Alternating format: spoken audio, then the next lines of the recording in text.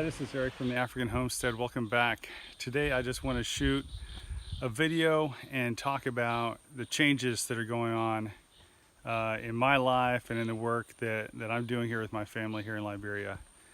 We just had some rain roll through and now the sun's out and it's kind of muggy. You know, that's the way the tropics, the rainforest can be. So I'm trying to find a little bit of a shady spot. What I want to talk about is change. It seems like in life, I know it is the case here where I work, the only constant is change. And the other principle that, my glasses are fogging up now, the other principle that I have to live by here is flexibility, flexibility, flexibility. If you try to hold on to things too tight, if you try to control things, you just go crazy. And so, you know, a lot of times that's where faith is so helpful, because I'm just able to trust God has a plan, and I leave my plans in His hands, and I just do the best I can to follow what God wants me to do here. And so that's the case with what's going on right now.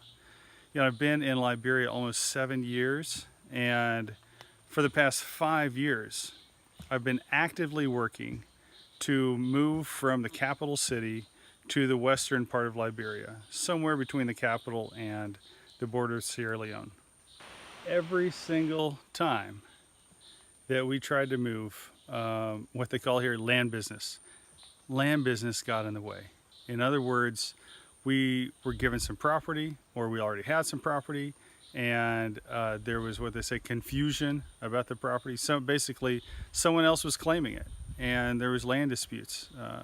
What we ran into, you know, when we started this 5 years ago, we were working in a different district, in a different county, and spent more than 2 years on trying to relocate there. The first site that we were with, the mission organization we were with before, they had 100 acres that was granted to them by the previous president, has a president's signature on their documents. And when we went to move back there as the first family to go there after the war, which ended almost 15 years ago, the town had given it out to someone else.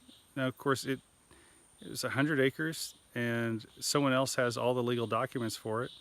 But when that happens, especially as a foreigner in this land, I have limited rights. And so, for the sake of peace, for the sake of the gospel, you know, we could have fought it in court and won, but then, you know, that would have hurt our testimony to say, okay, now I just forced you to give me this land back. Let's talk about Jesus. That's not going to work. And so we decided to walk away from that land. So we worked with the townspeople on some alternative land. For a variety of reasons, that didn't work out. But more than 2 years of our lives were spent there, and we finally had to walk away. Then after that, we came to the place where we most recently worked, and that was more than 9 months working with the town chief and the leadership of the town and the family that was involved. And again, it came down to they wanted to give us the land, but they didn't want to give us documents. And so I would not be a good steward of the money that's given to me, the people that support me and have entrusted us to be trustworthy with the funds, if I were to go spend tens of thousands of dollars. I tell you what, I think I'm in the middle of nowhere. I think I'm alone, and then some dude comes walking up behind me with a machete in his hand, which is normal here. But I can tell you, the first time I had a car breakdown. We were in the middle of nowhere on a bush road, stuck in the mud, and we were new to the country. I had my whole family in the car. We were supposed to take a day trip. It broke down. It was the middle of the night, and these dudes start walking up with machetes, and all we're thinking is post-war, post-war, post-war. You know, we're new to the country, so we kind of freaked out. But anyway, that's another story. But let me continue. Where was I? Then we're at the last town that we were in, and what it came down to is they weren't going to be able to provide the documents we needed to give us assurance that our investment would be protected. And so I would not be responsible if I'd gone and spent tens of thousands, possibly eventually more than $100,000 on developing a training center and our home and a model farm and all of that. And then at any moment, the chief could quit, or the chief could die, or there'd be a change in leadership, and the new person says, we don't want you here, get out. It can happen. It can happen. And so we have to make sure that we have good relationships with the town, with the leadership, and we have to make sure that we have all our ducks in a row, that every single document is properly signed and documented and registered and filed and all that kind of stuff. And so after 9 months of work, clearing land, marking property lines, all of this kind of stuff, it finally came down to the fact that the rainy season came and we were going to have to build a bridge and a road, and that doesn't work when it's raining 60, 70 inches in 6 months. So that means it would be sometime maybe mid 2019 before I would be able to move my family there. And we just knew this wasn't the direction we should be heading. And so we went back to the drawing board. The head of my organization that I serve under here in Liberia said that we have some land in a town. We've been in that town for more than 10 years, and we have some land there. Why don't you come? And so I came, I checked it out. It looked like it would be a good possibility. And there's some great advantages to it. Instead of being 5 hours away from the capital city, from where we live in the capital city, we're 2 hours away. Instead of being 4 hours away from the nearest supermarket, we're 1 hour away.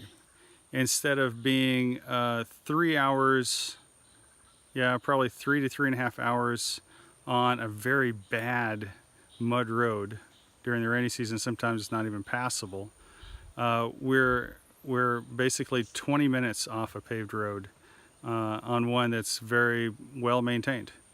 And so there are a lot of advantages to this location. Also, there's an established church here that we can work with. And so we have that support base of having people around. And it seemed like a good option. So we counseled with our church leadership and spent a lot of time discussing it, praying about it. And after a few weeks decided this is the place we're going to come to. And it hasn't been without trouble. There's another video. I don't know if I'll post this before or after that video. Tell you what, I'll post this first, and then you can watch that video and find out what goes down. So I'll just leave that cliffhanger there, and you can check it out when I post it. I'll post this one first. So kind of try to keep things in chronological order.